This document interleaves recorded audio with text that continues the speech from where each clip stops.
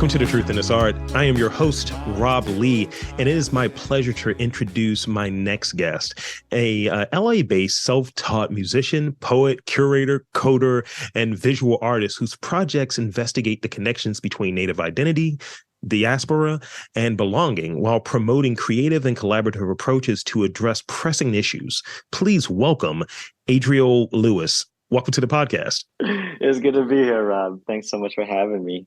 I was on a plane back from DC to LA yesterday, so I was like listening to your interview with David Ibata.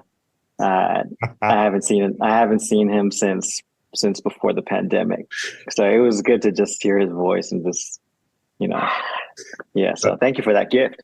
Absolutely, that's one of my guys. We exchange memes all day. That's literally that is, yeah. So I want to start off with sort of I'm very interested in like what creative folks do and seeing that, it's a bit of a polymath thing going on. There's a lot of superlatives in your background, sir. So tell me about like a bit about your creative background and what was maybe your first experience with art. Yeah. So I grew up in the Bay in California, and my dad worked in Silicon Valley back when it was really just a valley, not like the entire Bay. And so he was is a computer engineer, and mom is a graphic artist. And so I think pretty much like everything that I do creatively is somehow like a blend of creativity and technology. It just it was never really separate for me. Right. And so, but I think for me, I always liked just doing different things. But I think what really stuck was writing and specifically writing poetry. And then in high school, when I found spoken word, that just sort of really propelled me down. Like it just kind of guides everything I do. So now I do, web and graphic design. I'm a curator. I make what I try to make as art, like in different ways, but all of it is informed by poetry and like specifically the culture around like spoken word in like the early 2000s, like kind of like Def Poetry Jam era. Yeah. It was just a sexy time, so. No, I love that. And yeah, having sort of like what that start is. And I love when people make those sort of unique connections to what their creativity is and maybe in their approach to creativity and seeing like how other people may do stuff. And it's like, oh yeah, like, me having this sort of like visual arts background, me having this like curatorial approach, and yeah, everything goes back to poetry. I love that. I love that that's the starting point for you. Mm-hmm. Yeah, I mean, specifically spoken word, because like the whole thing about spoken word is it takes something like poetry, which most people are like, I don't get it. Yeah. And then it brings it to the masses and it transforms it, but it still stays poetry. Like it's still poetry, but there's still, there was always debates about whether or not spoken word artists are real poets, but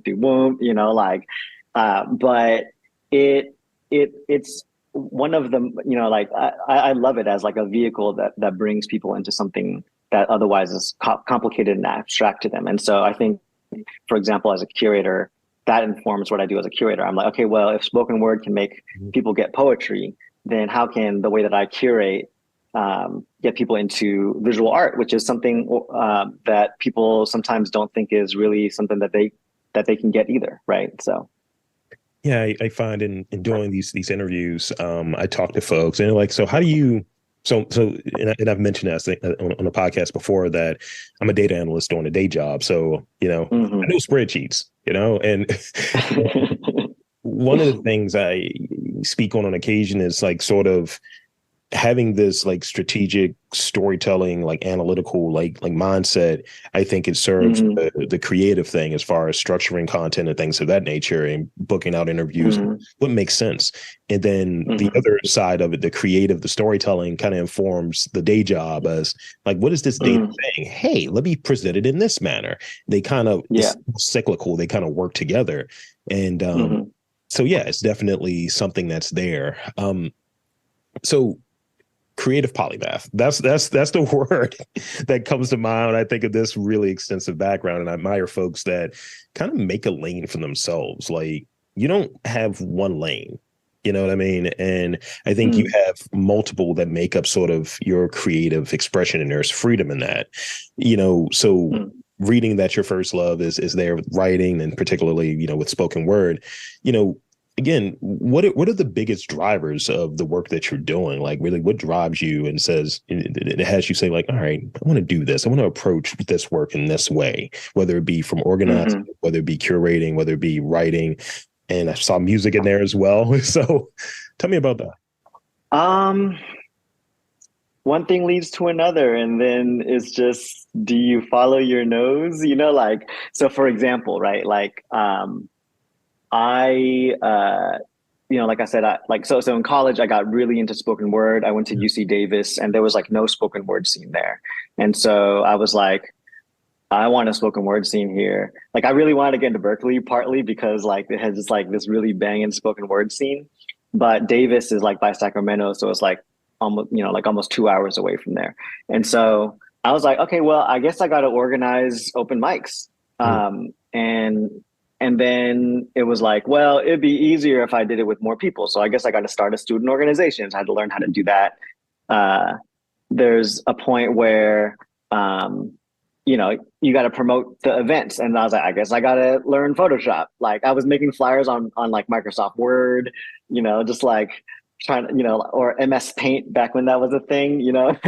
And then we needed a website. And it was like, I was in college in 2001, like trying to figure out how to even start a website.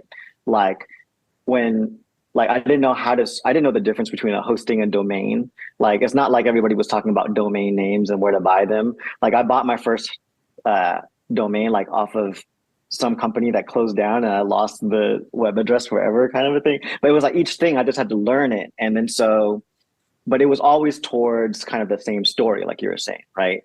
I was trying to, make something that didn't exist in the space where I felt like it was needed.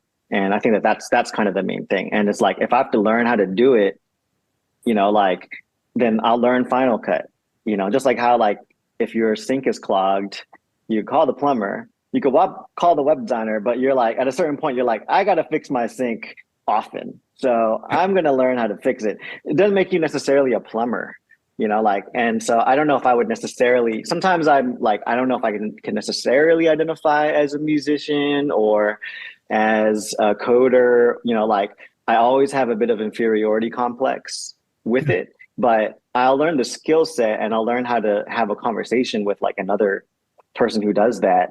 And then eventually I'll get better at it. And then eventually I can maybe identify as it. So that's kind of how it's been. What is that saying? Necessity, the mother of invention? Yeah, I had to really, I think being a curator and meeting a range of artists, it really made me have to come to terms with the kind of artist I wanted to be, and then the kind of artist that I am. I think I really admire, the people who maybe they're only good at one thing, but they're the best, or they could contend to be the best because that's what they do, right? And I really admire those artists, but I think at the end of the day, that's not necessarily what makes me sit down and create. What makes me sit down and create is out of necessity, and because whatever is available, just like I feel like there could be something better, right? And so, and thank you for that. And I think there's another question that sort of comes out of it. How do you look at sort of, how far to go on a particular topic into a particular practice? So for instance, in me doing this, I lift my nose up at people who do the barbershop podcast. While that can be very interesting, it can be well done, right? It's just can we take this further? Where can we go deeper than this? Because it doesn't feel like there's some degree of innovation there. And I enjoy some of those. I'm not to, kind of crap on it too much, but I try to extend what I'm doing, whether it be, let's take this conversation to a different community. Let's look at people who are doing this type of creativity, this type of art. How, in as far as finding out where the sort of boundaries are in terms of creativity for you, how do you know how far you want to go? Like, in being innovative and looking at these different things, how do you know where sort of the limits are? How do you know to go further? Or how do you know that you've reached bedrock? I think because I'm a Gemini, I get bored. I wouldn't say I get bored easily, but I know when I'm bored, and I know when I'm starting to get bored. And then so when I know that I'm starting to get bored, I start to figure out like what's the next lily pad I'm going to jump to, or at least like how do I, like make this interesting to me again, right? And I think, like I did poetry. I mean, I still write poetry, but performing poetry, like earlier before we were recording, you were talking about how like when you take a few days off of something, you start to feel rusty. Like I mean, I do a spoken word performance, like maybe once or twice a year, and even less. I mean, I didn't do anything during the pandemic, and so there's a point where I'm like, am I tired of it, or has it just sort of like transformed into something else, right? And I think that sometimes when you identify as like, I'm specifically this, I specifically identify with this medium that someone else carved and said that all of this is what makes one medium, like poetry versus music, right? Like, then there's a point where I'm like, I feel like I'm writing things poetically, like when I write curatorial statements, when I'm speaking in front of an audience, I still, like even if it's a keynote speech, I still craft it like a spoken word set, but the context of the event is different, like, and it's still my voice, but maybe because this isn't Starry Plow Cafe in Berkeley, where a keynote speech would be completely inappropriate. Like in this particular situation, like I'm not going to do a slam poem, but I'm still going to get my message across, but just in this different medium that makes more sense, right? And then sometimes you can actually break that and be like, nah, fuck it, I'm going to actually do a poem, even though they asked for a keynote speech, right? And so you kind of figure that out, right? And so I don't think I'm ever really done with it. Like I try to at least stay sharp enough, like so that I don't like lose it forever. Because you can, and I have lost stuff forever, or at least up till now. But yeah, like, but then the more skills you pick up, then the more you sort of, it can get overwhelming to have to like practice every day, right? And so then you just try to find ways to incorporate what you know how to do to keep yourself fresh. Like I don't really necessarily identify as a web designer, especially anymore. I don't really look for gigs, but I do try to involve myself in projects where I like need to build the website, for example, so that I'm like, not still coding like it's 2004, so yeah. I like these some of these dated references. That's really funny. Actually, like, yeah, back in 2001 when I was in college, I was like, what? Hold up. I like that. So moving into sort of like the day job stuff, can you talk about what your role is? And, like really what your role includes? Like, talk about that a bit. Yeah. So I am a curator at the Smithsonian Asian Pacific American Center. My focus as a curator is on digital and emerging practice. And I'm about to hit my 10-year anniversary, which is wild because when I first got the job, I was like I was saying before, I was like, I'll apply for this. I've never worked in a museum before. Like I wonder what curators do, Now you just sound like me. Yeah, like, I mean, and I actually picked that up, I think, a lot when I was doing web design, because as a web designer, like everybody needs a website, right? And so, like I'd be working on a musician's website and then also like a nonprofit, medical website, and then like a social movement website. And you learn about these different fields.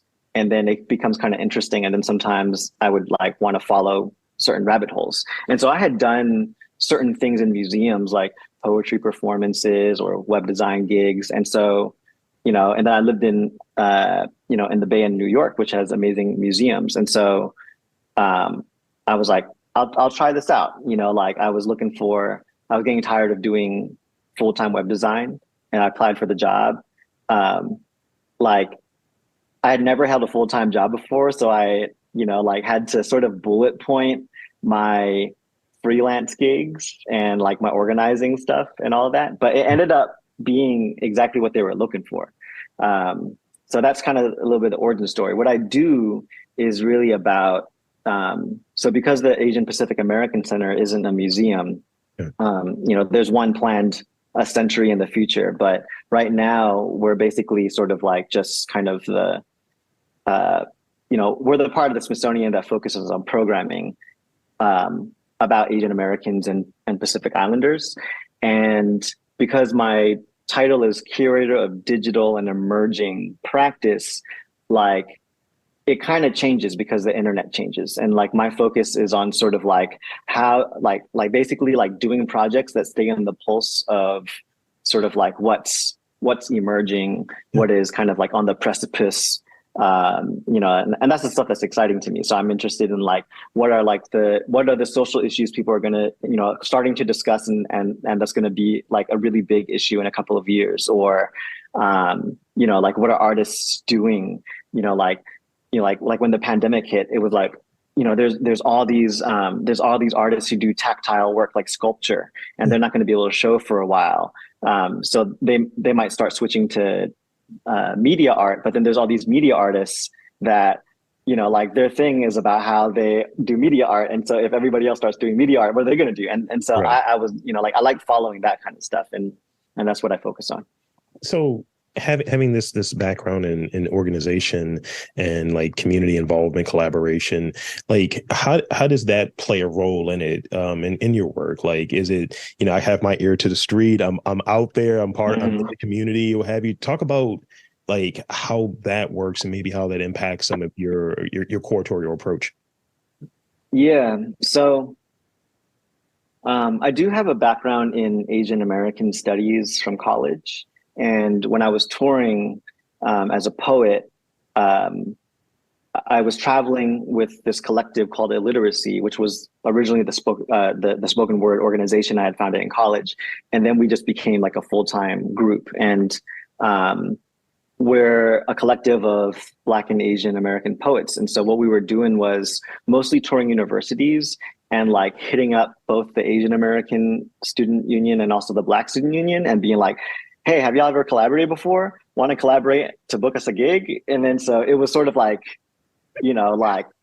like we were like, how can we make it so that, like what we're doing also sort of plant some seeds, right? So we went to like, for example, like UVA, and it ended up that like the people who run both orgs, they're friends, but they just didn't really have an incentive to organize together. And so we sort of would pose ourselves as that incentive, right? So now, at the Smithsonian, I kind of, like I like to do similar work, like now, for example, May is Asian American Pacific Islander Heritage Month.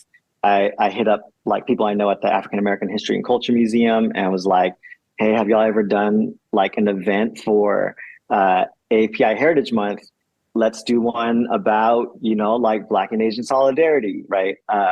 So that's kind of like where the organizing comes in, where I'm organizing from within, like as a way to shift the institution.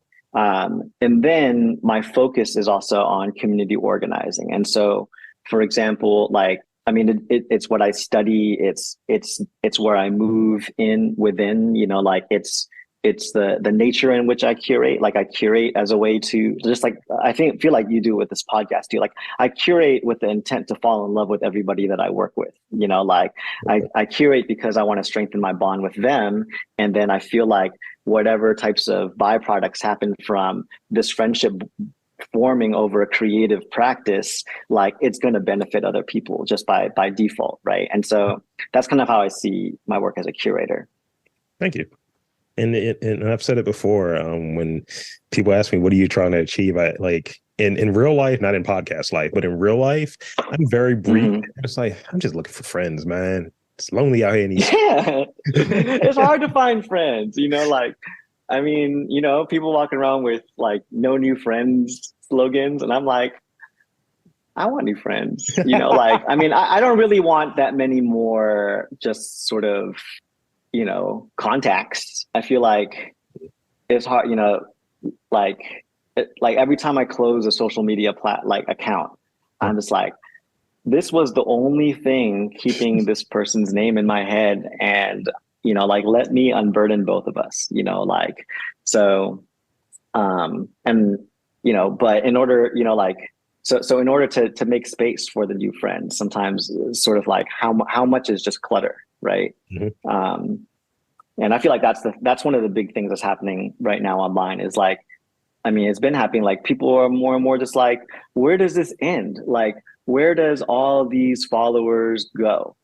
Like, and then same thing with artists. Like, I think as sort of like an allergic reaction to viral culture, I've started meeting and working with artists who are like, I only want to perform for the other people that are part of the performance, and we're just gonna make this, like, let this be what it is, and it's okay that not everybody in the world knows about it and saw all the behind the scenes Insta videos about it and liked it even though they didn't attend it, like, it's just let me just do this for the love of it, right? So it's something very important in there, and I think it kind of like pokes at this notion of, it's controversial, I suppose, but what's art between what's art versus what's content, especially in this sort of like social media age, always be creating, we're always living these sort of curated lifestyles. It's a very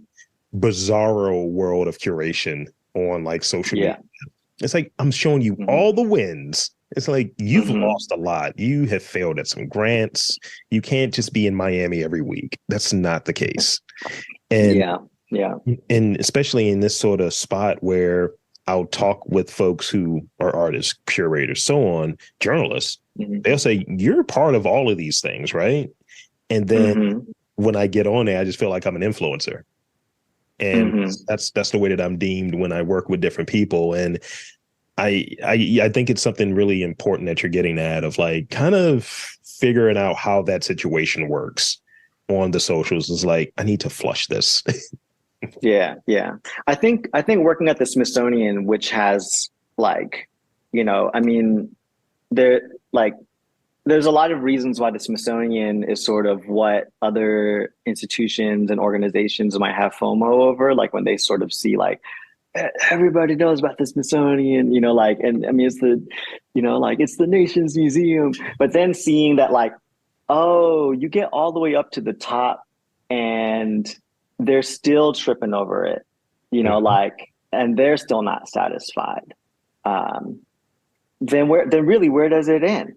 And then you realize that it wasn't made to end, and so I think that, it can get super draining. And I think also, it's interesting when you talk about like a curated lifestyle, because, back 10 years ago when I applied for this job, like, I remember at the time, curate or curator wasn't as big of a word, but it was like Questlove was on, you just came back from Philly, right? So Questlove was on a magazine cover, and it no longer said DJ Questlove. It said Questlove, curator of records or curator of music, right? And I was like, oh, okay, right?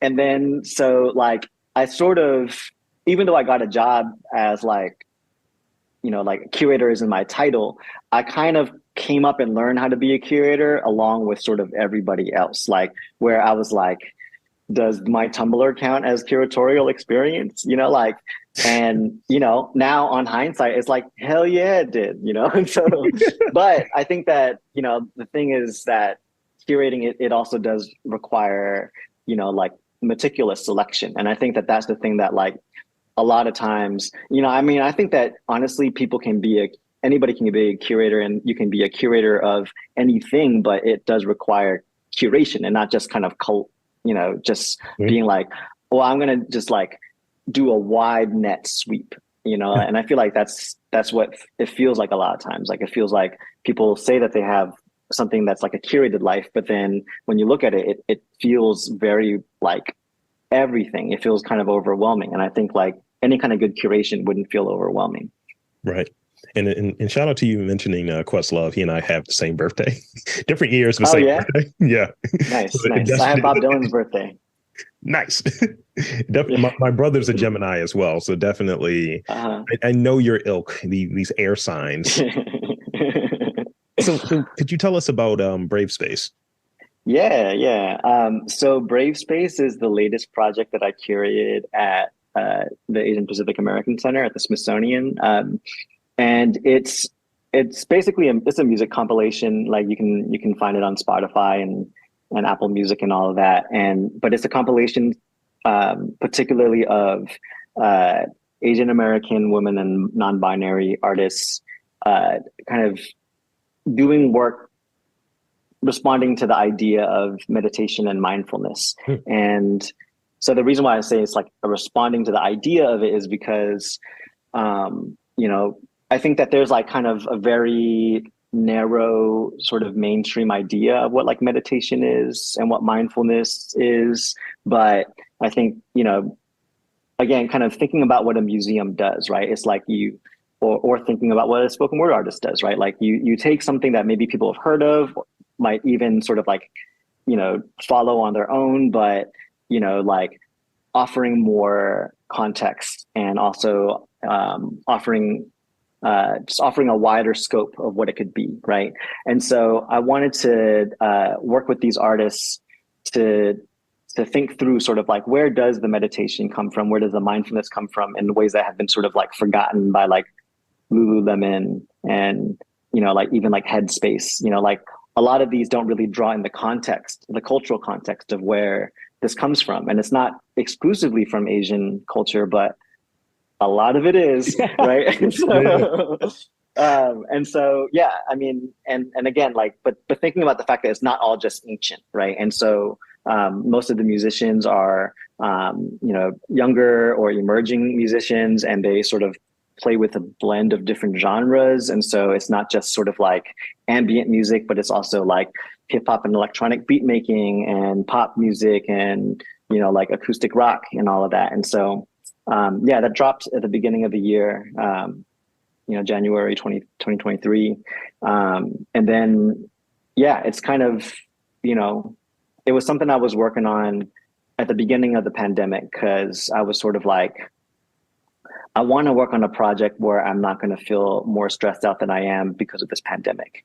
And so, you know, it's like, if it's focused on meditation and mindfulness, you know, like it would be disingenuous to get stressed out. And it actually works. Like anytime I was about to feel stressed out, I was like, remember what this project's about, you know? And so No, it's really funny. Like you hear that, you know, mindfulness, meditation, all of that different stuff, self-care, all of that different stuff, just kind of thrown out there. And I remember definitely I had a therapist. I was seeing a therapist at a point, and our focus was on mindfulness, and he would always make references like, so in Eastern culture, and I was like, okay. He's like, so the samurai. I was like, this is where we're starting off at. It's like here versus like, yeah, man, just praying a little bit. It's like that doesn't help me overthinking this already.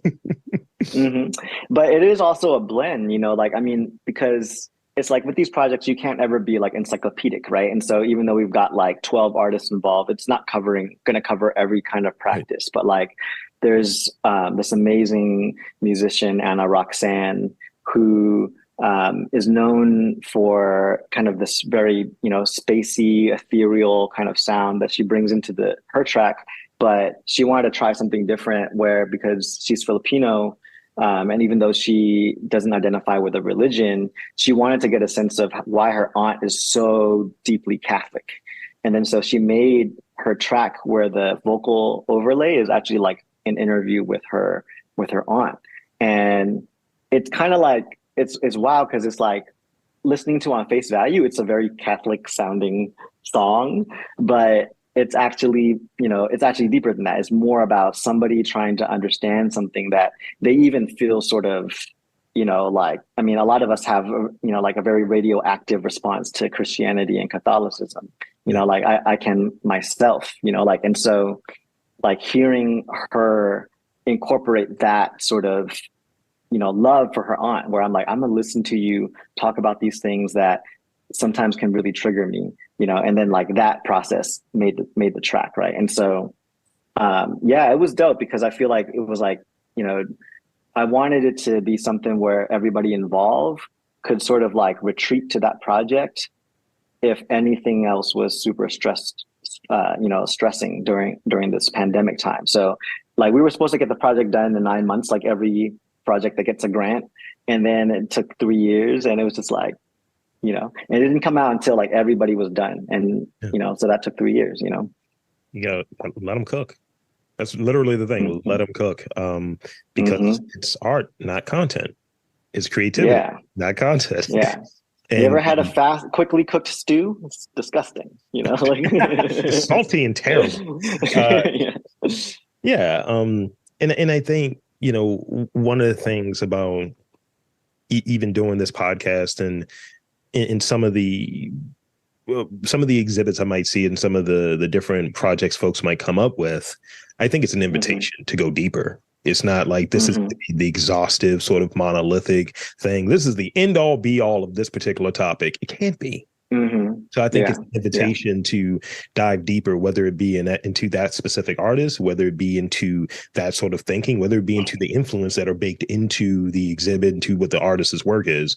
I think it's an invitation. And that's the way that I treat these interviews. Like I might interview someone 3 or 4 times. It's like, this is a moment in time. So if I'm interviewing someone 3 years ago and they're having the same interview now, that's not good. But it's just like, hey, where are you at within the process? Where are you at within your work? What is your current body of work like? Things of that sort. Yeah. I think that, that's how that my favorite things in general, and especially like exhibitions or even movies, are like that, where I don't, I don't really want to watch the biopic. I want to watch a slice in the life of, but I think the problem, I shouldn't say problem, the challenge at a place like the Smithsonian is that everything's supposed to be the biopic, right? And so like, people walk through the American History Museum, and then at the end, like you're supposed to be like, well, that was it. That was America. Yeah, you go through the Natural History Museum, you're like, that's science, right? And it's sort of expected, right? And I think that's sort of the soul searching that's happening right now with like folks, like there's all these congressional bills and like people who are interested in like moving towards like this national Asian American Pacific Islander museum. But it's like there's like dozens and dozens of ethnicities and ethnicities within those ethnicities, right? And then, like, how do you just kind of create sort of like the pill to swallow to be like, well, I got the gist of it, like this is one of 7 museums we're going to today, kids, right? Like, and it's tough because I always just want to curate the deep cut, but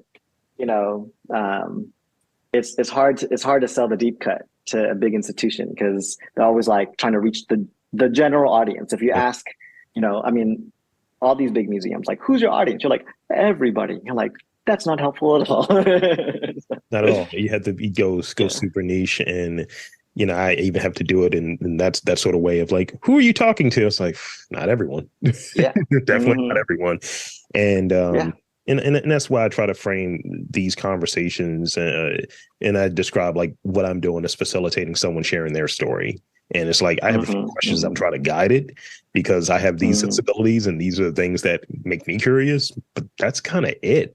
In looking at it, it's not like I started off. So tell me about the Smithsonian with my like arm leaned forward or what have you. I didn't do it, So lastly, I want to key in on this before we get to those rapid fire questions. I've been adding questions as we've been talking, so shout out to you.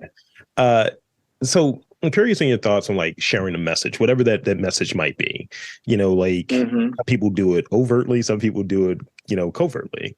And, I don't know if I need to be out there in someone's face if I'm only talking to people who don't really get a fair shot, I want to talk to, people of color, what have you, different communities and all of that different stuff. But I don't think I need to make my logo the rainbow flag or say, hey, we stand with blah, blah, blah. It's baked in of who I'm talking to regularly and how I'm talking to them.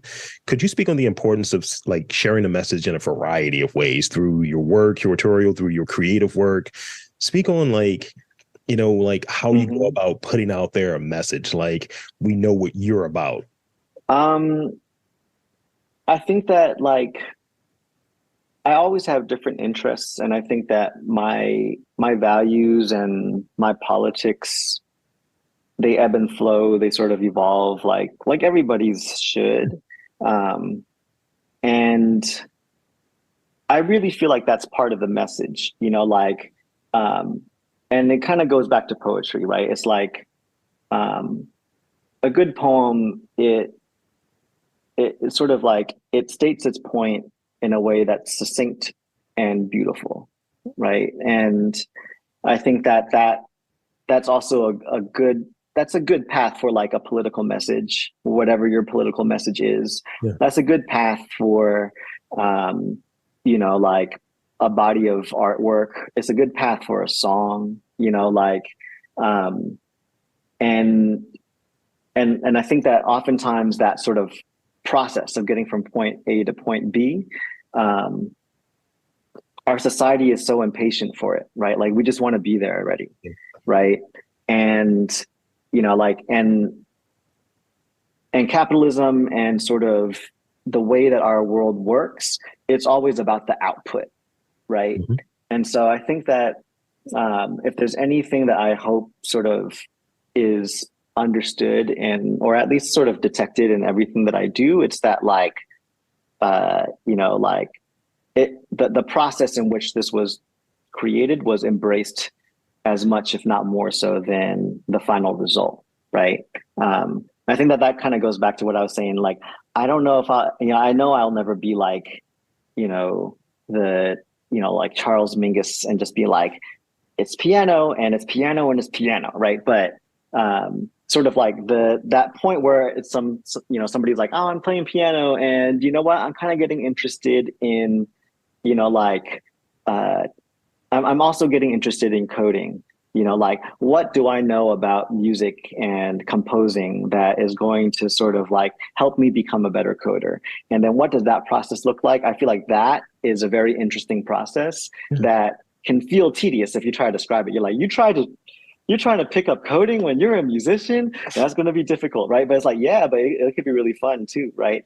And so, yeah, I think that would be the message. I think that learning how to convey it in different ways is part of why I like sort of working in different fields. Like even now as a curator, you know, like the part of the reason why I've been working there for 10 years is because you know, like each project can be completely different. Like one project that can be work, you know, like, I mean, I was working last summer on a project with Peggy Oki, who is a surfer and skateboarder in her 60s, who also saves whales and makes art about it. And then El Frank Manriquez, who's a Tongva scholar and sculptor. And, you know, like I was just interested in meeting them and learning about how their work connects as both sort of like people who were born and raised around the water in California, right? And all of that was my way of being like, okay, it's the beginning of the pandemic. I just moved to LA and I want to learn about LA and I want to learn about from these two people, right? And so I was like, okay, how can I make this process of like wanting to learn about Native history of LA, learning about Asian American history of LA, you know, understanding my relationship with the ocean now that I'm back, you know, like by the coast. How do I do all of that in a way that is actually enjoyable, not just for myself, but everybody else who's involved, and then maybe like a wider audience? Thank you. And that's just so well said. And I think the other reason, just so you don't think that I'm just making faces, I'm a huge Charles Mingus fan. So when you said that, I marked out briefly. I was like, I mean, look, I've been looking for this Charles Mingus hat from Black Saint and the Center Lady for probably 4 years at this point. So yeah. So I want to go into these rapid fire questions. I got a couple of them for you, and then we'll go into shameless plugs and rap. And so brevity is key here. Don't overthink. Maybe thanks. The last movie you watched? I still gotta remember. I was watching Andor last night, but what was the last movie I watched? I don't know if it was the last one, but I did watch Tar. Okay. We may have to talk about Yeah. that. We might have to talk about Yeah, that. I kind of have a crush on Kate Blanchett, so I just like watch every Kate Blanchett movie.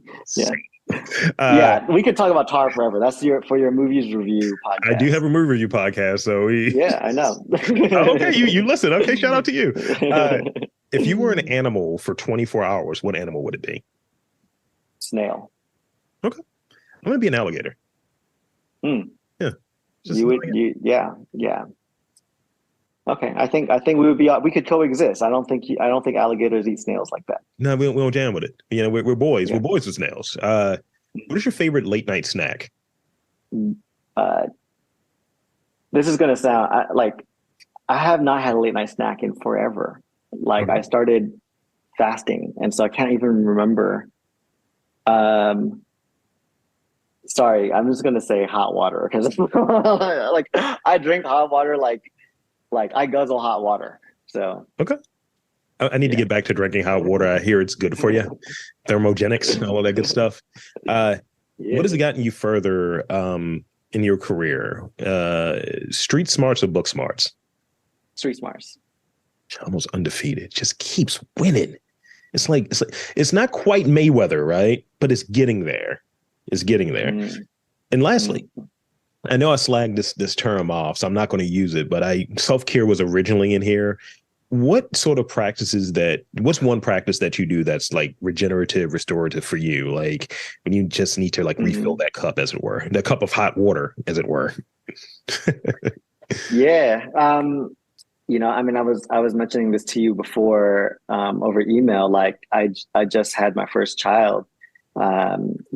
He's turning 7 months this week, and like spending time with him, because it's like the necessities. Like all he's doing is the necessities. And so when I'm spending time with him, it's either to help him eat, to help him go to the bathroom, or to help him play. Yeah. And then it just sort of reminds me, like, kind of all you really need to make it through in life is to have those covered, So that's great. And thank you. Thank you for sharing that. And thank you for being on this podcast. I think we'll wrap up there. I want to encourage you and invite you to share with the folks where they can check you out. I know social media is a thing. So plug whatever you want to plug in these final moments here. The floor is yours. Oh, word. Well, so like I said, I listen, and I know that you were doing some New Orleans focus episode. So, there is a piece that I curated with some folks that's out permanently in New Orleans. It's at the Music Box Village. It's called Elevator Pitch, and it's this project with Christine Sun Kim and New Orleans Airlift. So New Orleans Airlift runs the Music Box Village. The Music Box Village is basically like this compound of musical houses that, like, the things that you do to the house emits music in different ways. Yeah. And I worked with Christine and New Orleans Airlift. Christine is a deaf sound artist, and her focus is on just sort of like how sound affects all of our lives in ways beyond just hearing. And so back in 2018, we created this project that's still there. It's basically an elevator. When you push the buttons, you hear the shouts of deaf people. And then the walls and the floor shakes, and it's inspired by this game that deaf people play, where like they go into elevators and they like scream their heads off, and then they can sort of like feel each other, right? So yeah, that project's out there. It's one of the very few projects. Like most of what I curate is kind of fleeting, and so I'm excited about the fact that exists there. And then for folks in New York City, there's a mural that I worked on with an artist named Jess X and the W.O.W Project, which is a Chinatown organization in New York. It's on Moscow Street, which is like a small alleyway. It's called "In the Future, Our Asian Community is Safe." It was made after the Atlanta spa shootings. And we're still building out that mural with some augmented reality stuff that'll drop this summer. So yeah, I think those two projects, along with Bravespace, all of it you can find at smithsonianapa.org. Probably the best place to find my work will be on my website, drizzle.com, drzzl.com. Right now has nothing on it other than my bio, but when does this come out? Like tonight? You're just gonna up? Okay. I'll be trolling. I'm gonna aim to get it up. I don't know. You dropped like 5 episodes on Tuesday. I was like, is he just like after the interview, you just like send the cloud? But anyway, I'll aim to have my website portfolio back up by then. So drzzl.com. I have an Instagram, which is also drzzl. I cannot guarantee if and when I will post on it again, but I lurk. Yeah, so. And there you have it, folks. I want to again thank Adriel Luis for coming on, and I'm Rob Lee, saying that there's art and culture in and around your neck of the woods. You've just got to look for it.